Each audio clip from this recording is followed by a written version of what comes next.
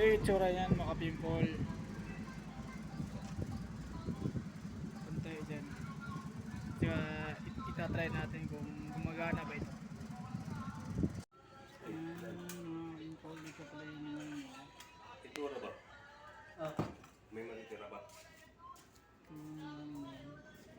meron.